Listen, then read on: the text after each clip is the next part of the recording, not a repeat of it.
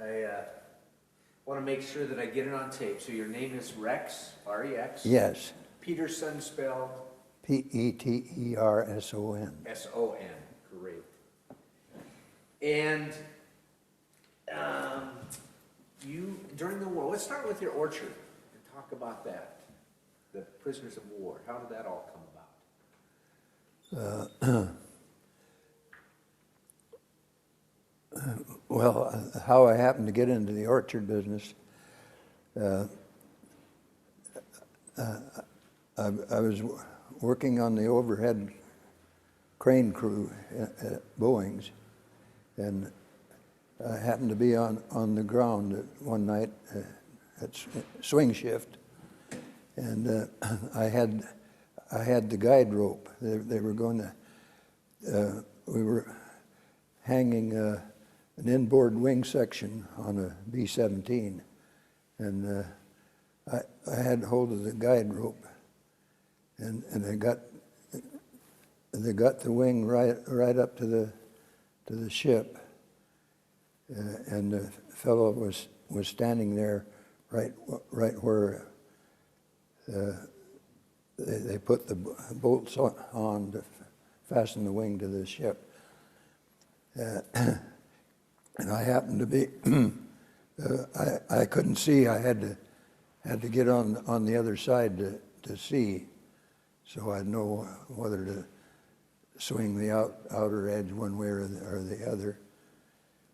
And while I was crossing under, the cable snapped, and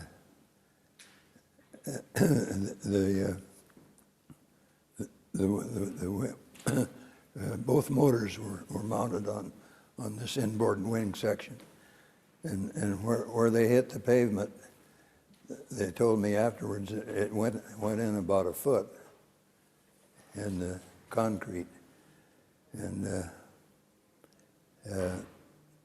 the trailing edge, I imagine, was about that far. Yeah, about that far off the ground, and they people around thought I was done for. And then I came crawling out on my hands and knees, and my glasses were broken, and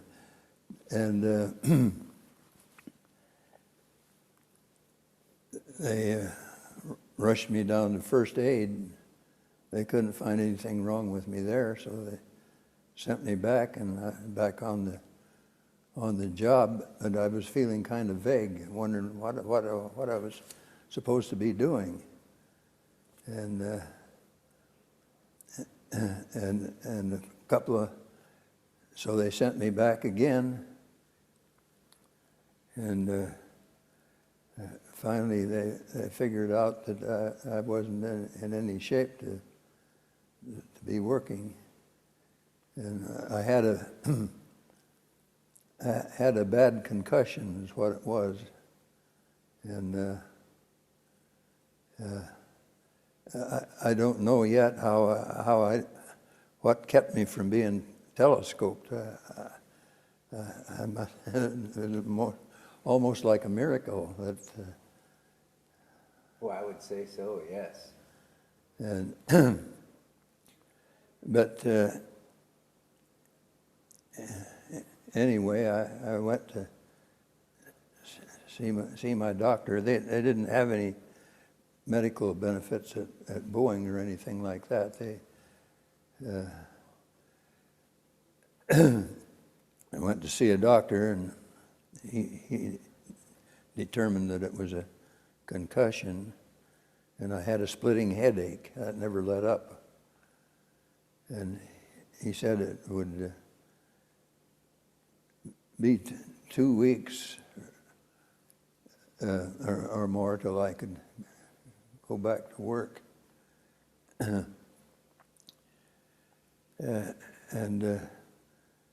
So Jesse and I both thought, well, what are we doing around here? We had a little daughter, and her folks lived at Bishaston, and so, and they were just crazy about the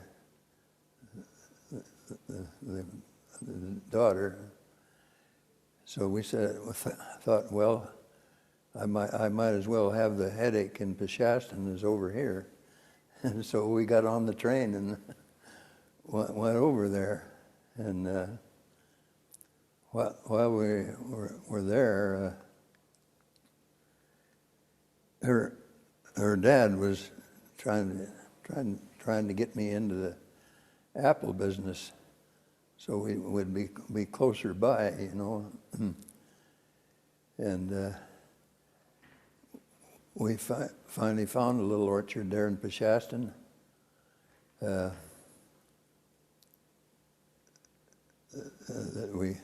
we got pretty reasonable. And I had worked at the warehouse there in Bishaston before we went to Seattle, and so they would. In those times, why the warehouse workers were better off than the growers.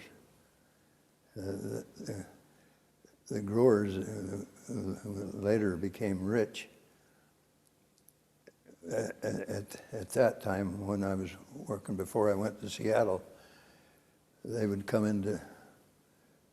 They were anxious to get any extra work they could at the warehouse, you know, and they'd come in their patched overalls, and so. Now, was this still before Pearl Harbor happened? Yeah. So we're before the beginning of the war. Yes. So you moved from Seattle at Boeing, where they were just building planes, and probably somebody had some idea that there was a war coming, I assume. It came pretty soon after I started working there, and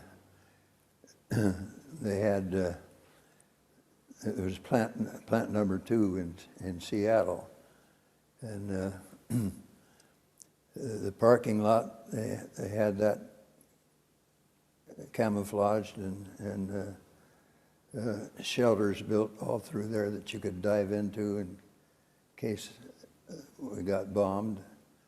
And the plant itself was kind of camouflaged. Really? Uh-huh. Did they do the camouflage netting, or how did they camouflage it? It must have been netting. Yeah. Huh. And I assume that it was going lickety split.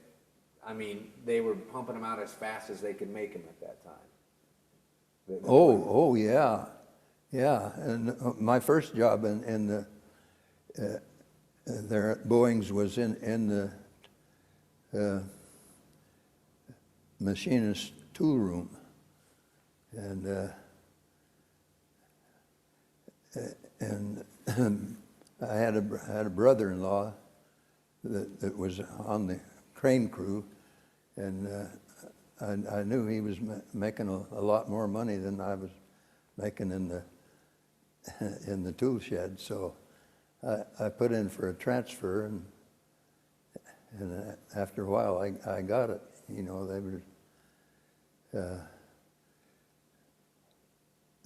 they were hiring people like mad. You know, they were trying to push those B-17s out. Besides the camouflage, did they do air raid drills or anything like that, or? They had barrage balloons all over Seattle. And what's a barrage balloon? Well, it's a great big balloon that's tethered, and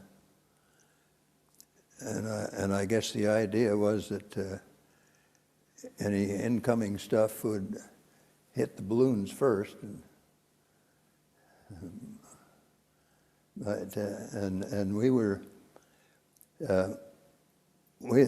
had bought a house over there at Bryn Mawr, and we moved our stuff over and found out the people that were in it hadn't got out yet, and they weren't going to get out for about a month. So we had them clear one room, and then we piled our stuff all in this one room.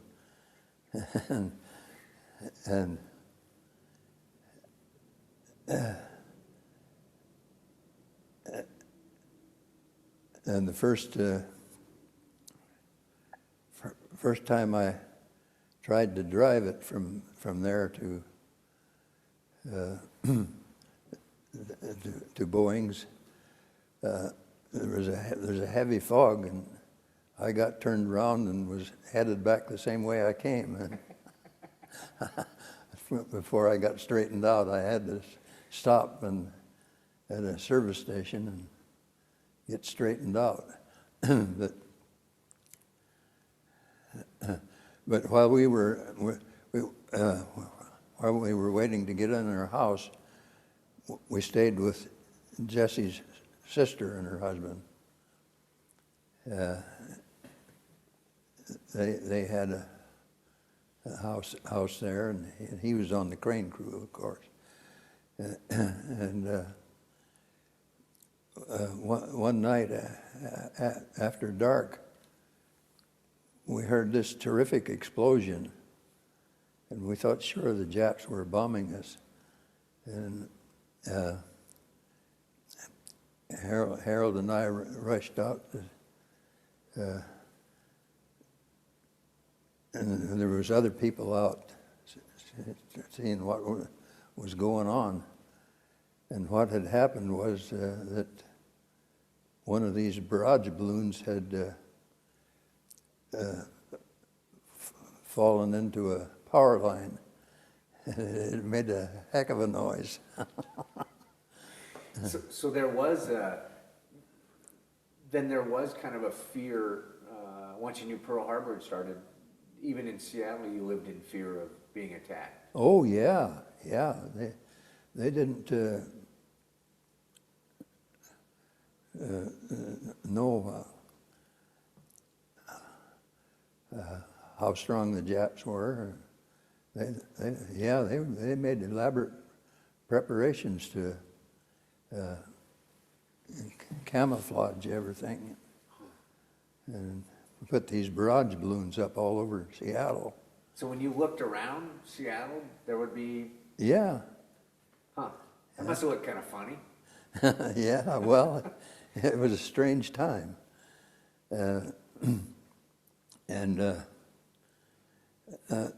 might mention that when we did get in our house, had a pretty big backyard, and just back there was a high vine-covered fence, and some Japanese lived over on the other side of that, and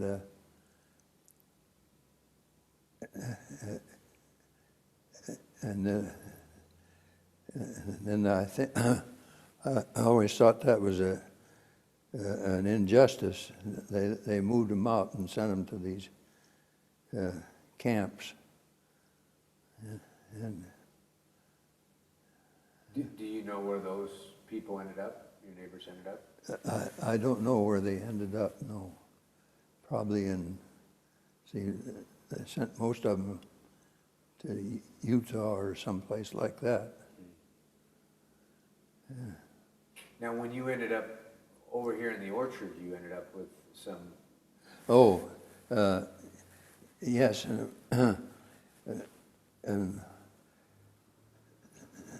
so I quit Boeing's then when my father-in-law found this orchard for me, and started orcharding. Well, pickers were real scarce. You couldn't find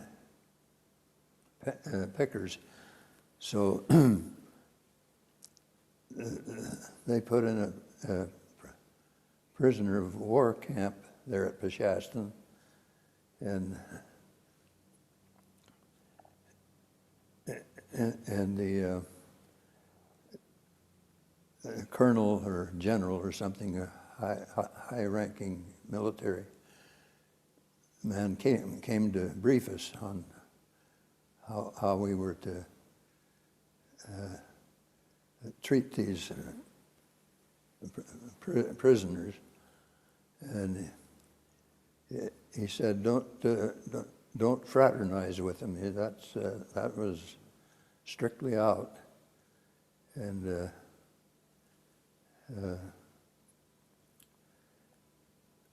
they were to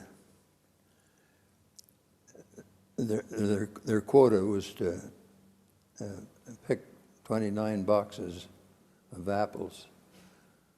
You know, that's these bushel boxes, and they didn't have to pick any more than that. And so I had a little flatbed truck, and I went down to the prisoners' camp to. They went out in units of 10, plus an interpreter and a non-com. That was of their own, and then also an American soldier guard. He had a gun, but I went to pick these fellows up,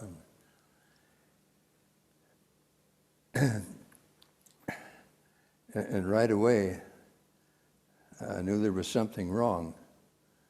It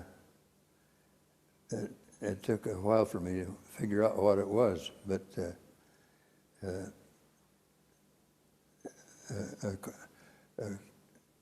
according to the Geneva Convention, they couldn't be made to ride on a truck or anything that didn't have sideboards. and so there was quite a powwow about that. But finally, they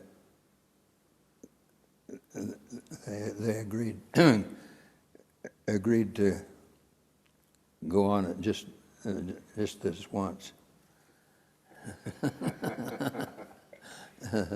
Now these were when we say prisoner of war, they actually were Japanese Americans. No, these were veterans from North Africa, Rommel's men, and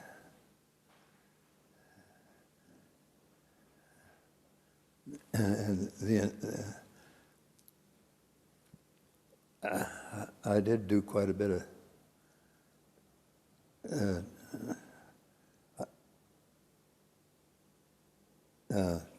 talking with the interpreter. He was his name was Max something, and he spoke pretty good English.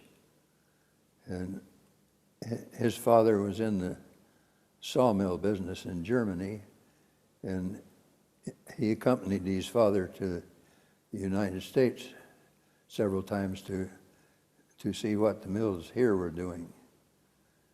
And so that's how he came by his English.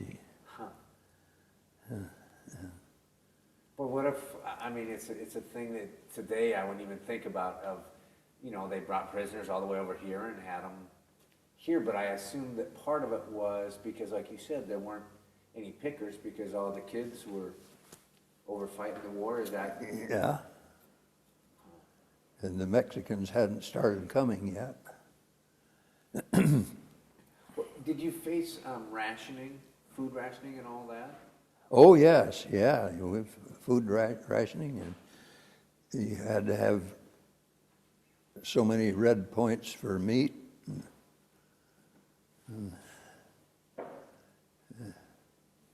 How did that, I mean, how did you get the points, or where did you get the points? How did? You remember Jesse? Well, they were, I can't remember how we got them, like, kind of like green stamps or something like that. And you knew that you only had so much to buy, that you could buy gasoline, sugar, or any produce that they rationed. Huh. And you just were pretty mindful. We couldn't even buy hosiery, couldn't buy cars. Wow. Oh, yeah, and you couldn't buy refrigerators. We didn't have any refrigerator when we went over there, and finally, Jesse's sister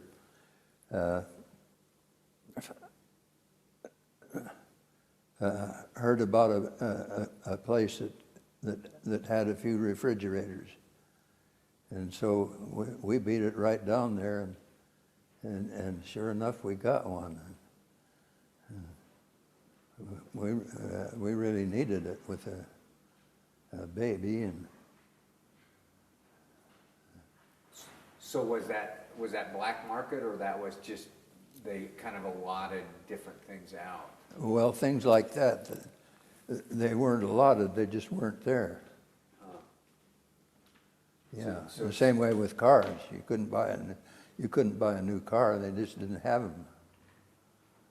And, So that was a constant reminder then that the war was going on, oh, yeah. even though you're removed somewhat from it. Well, yeah, and Jesse had two brothers in it. And And here's the car that we had during that war, Oh, wow. and that's his book. Oh, really? Oh, wow, okay.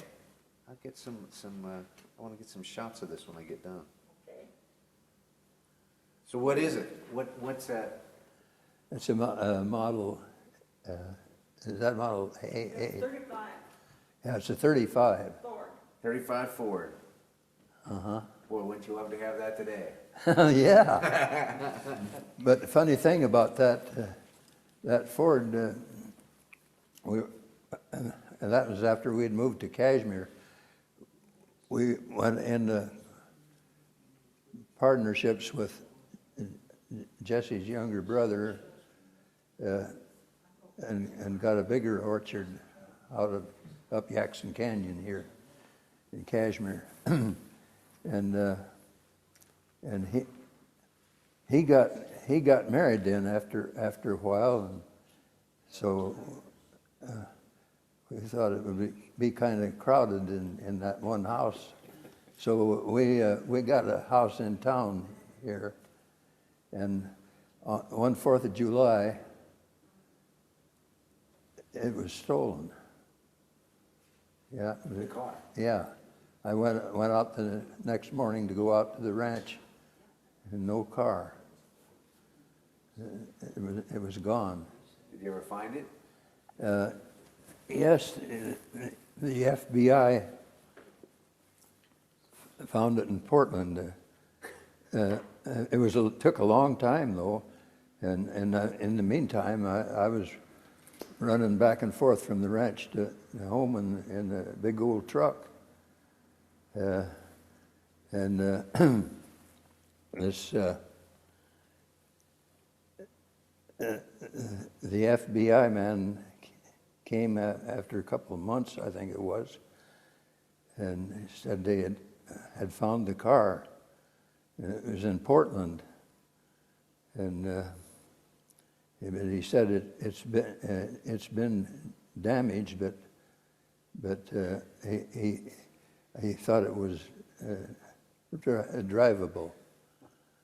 And so we hopped on we were just getting ready to go over to Spokane to look for a car, and he came just in time to head us the other way.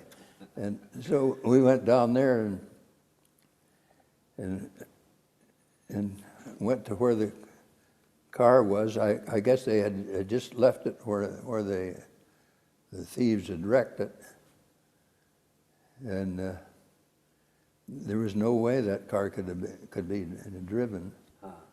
So we in the hotel that night, we were trying to figure out what we could do, and we saw an ad for a 41 Ford, wasn't it? Yeah, 41 Ford, and so we went. We called up for the address, and we went to it, and it was a young Marine. His wife had just divorced him, and he wanted to trade down. He wanted something less expensive, and so, but there was one drawback. He didn't have any radiator on it. That's a small drawback. And he assured us that he'd been driving it all over Portland without a radiator. That's even a bigger drawback. So we took him up on it, and